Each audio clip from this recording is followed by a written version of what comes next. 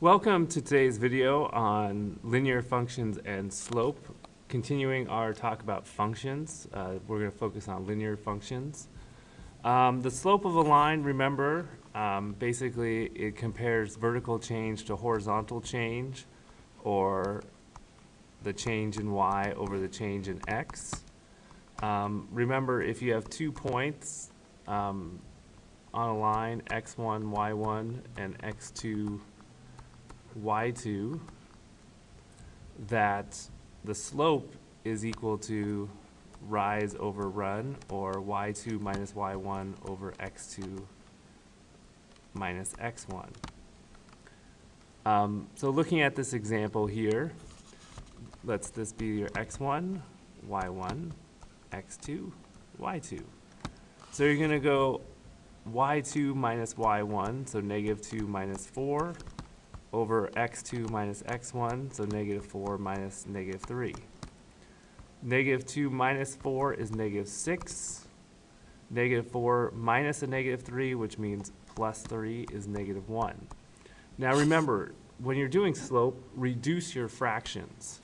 So negative 6 over negative 1 is a positive 6. So that is your slope. So the reason why slope is important is not only it tells us how to go from one point to the next, but it allows us to write an equation for a line. And one of the ways that we can write an equation of a line is by using what's called the point-slope form, which means in order to write the equation, we need a point on the line and we need the slope. So notice the m is the slope. And here in the formula, the y1 and x1, those are the points on the line. And based upon that, we have our point-slope form, which is y minus y1 equals m times x minus x1. So here's our equation. It says write the equation of a line in point-slope form for the line with the slope of 6 that passes through the point 2, negative 5. It then says to solve the equation for y. So the point-slope form, once again, says y minus y1 equals m times x minus x1. So our slope is 6, and our point is 2, negative 5. So our x1 is 2, our y1 is negative 5. So I'm going to substitute in.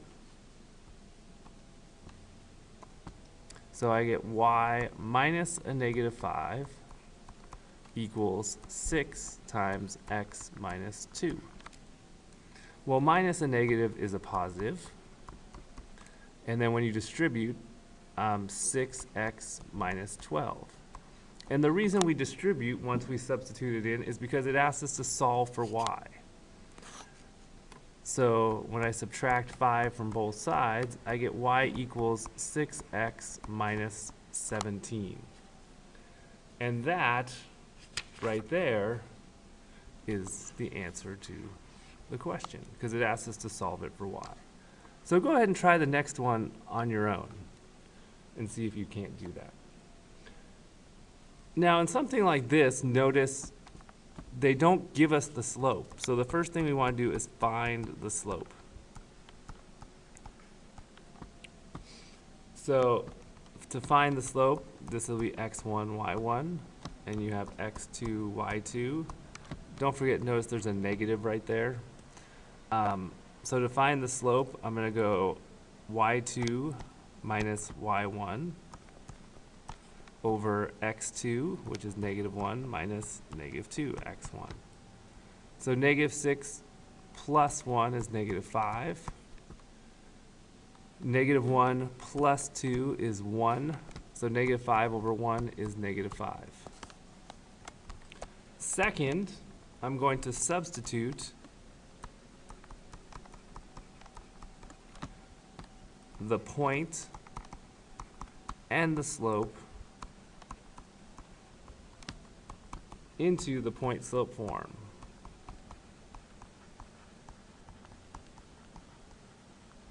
So for example, I have y minus a negative 1 equals negative 5 times x minus a negative 2.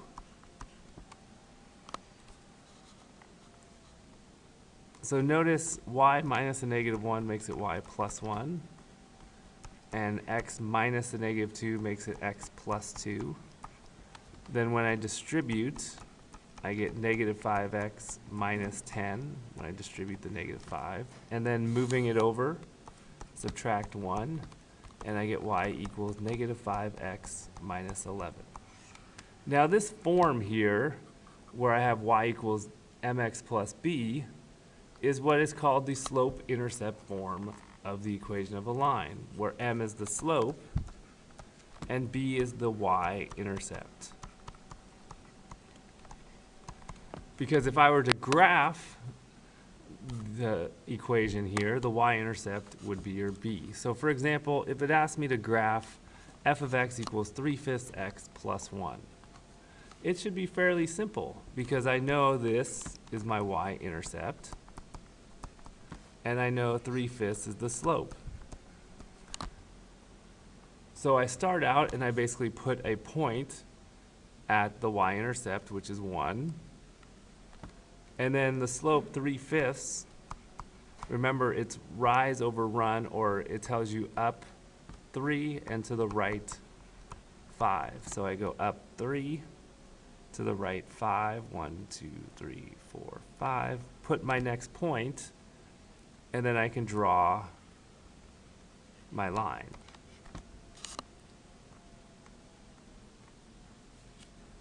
Now, one thing I do want to point out, and this is something you got to keep in mind, is that let's say the equation was y equals negative 2/3 x plus 3. So if this was the case, here's your y-intercept. Now since it's negative, I'm going to go down 2 and to the right 3. But I always like to go to the right just to keep it consistent for the bottom number. The negative tells me whether I'm going to go down, and if it's positive, I go up. So I go down 2, to the right 3, put a point, connect my line.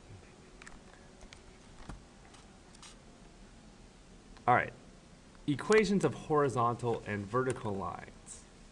Well, a horizontal line is any line that is y equals. So, for example, y equals 3.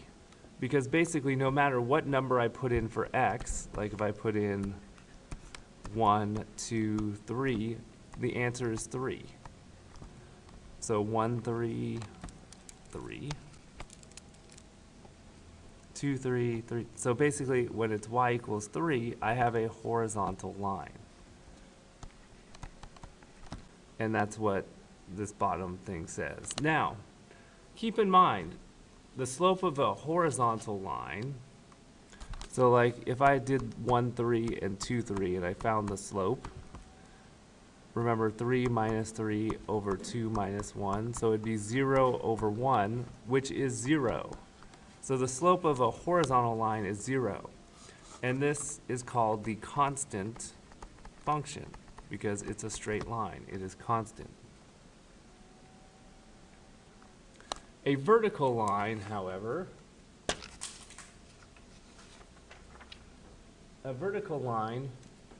is one where it's x equals a number. And this basically means no matter what number I put in for y, like if I put in 0, 1, or 2, x is always 2. So 2, 0, 2, 1, 2, 2. So notice it's a vertical line. It goes straight up and down.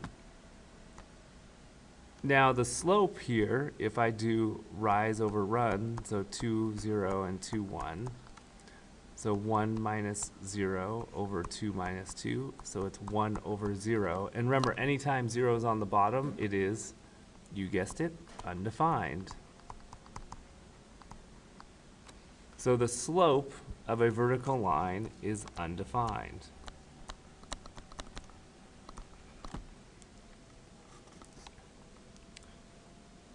So anytime you graph it, you know you have an undefined slope. Now the general form of the equation of a line is right here, basically where you move everything over to one side of the equation. So if you have slope-intercept form, moving it over to one side of the equation is the general form. For example, like 5x plus 6y minus 12 equals 0. That's the general form. Whereas you might have y equals 2x plus 3, that is slope-intercept form. So the first question says, find the slope and y-intercept of the line whose equation is 3x plus 6y minus 12 equals 0. Then use the y-intercept and slope of the equation, which is A, to graph it. So what we're going to do first is put this into slope-intercept form, or y equals mx plus b. So 3x plus 6y minus 12 equals 0. I'm going to move the 3x over.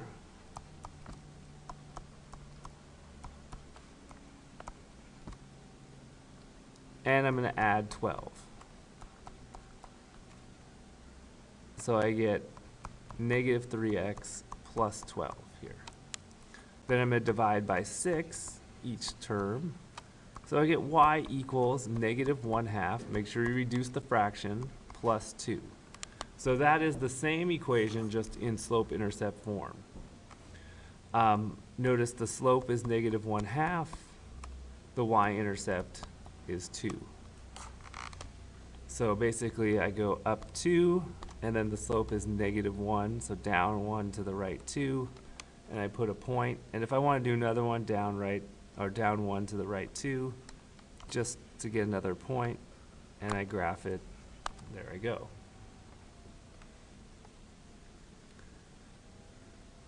So another way to graph a line is to use the intercepts, the x and y intercepts. So if I want to use the x and y intercepts of this equation, remember, the x-intercept, y is equal to 0. So if I want to find the x-intercept, I set y equal to 0. So I go 3x minus 2 times 0 minus 6 equals 0. So then I just solve, and I get, by adding 6 to both sides, I get x equals 2. So the x-intercept is 2, 0. The y-intercept, remember, that's when x is equal to 0. So 3 times 0 minus 2y minus 6 equals 0. So basically you have negative 2y, because 3 times 0 is 0, minus 6 equals 0. So negative 2y equals 6 when you move it over, and y equals negative 3. So the y-intercept is 0, negative 3. So once I find the x and y intercepts, I can graph the equation by drawing a line through the 2 points containing the intercept. So 0, negative 3 is right here, and 2, 0 is right there, and then I can draw a line.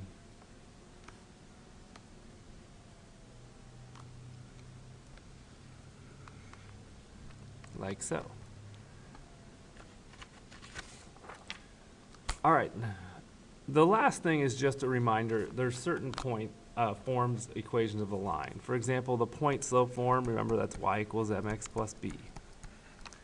The slope-intercept form, the point-slope form is y minus y1 equals m times x minus x1. Slope-intercept form is y equals mx plus b. The horizontal line is y equals b. Vertical line, x equals a. And the general form is ax plus by plus c equals 0. Now the one thing about general is that a, b, and c are integers, meaning no fractions. And we'll talk more about that tomorrow. Actually, sorry, on Monday or Tuesday. Hope you guys have a good weekend, and we'll talk to you next week. All right.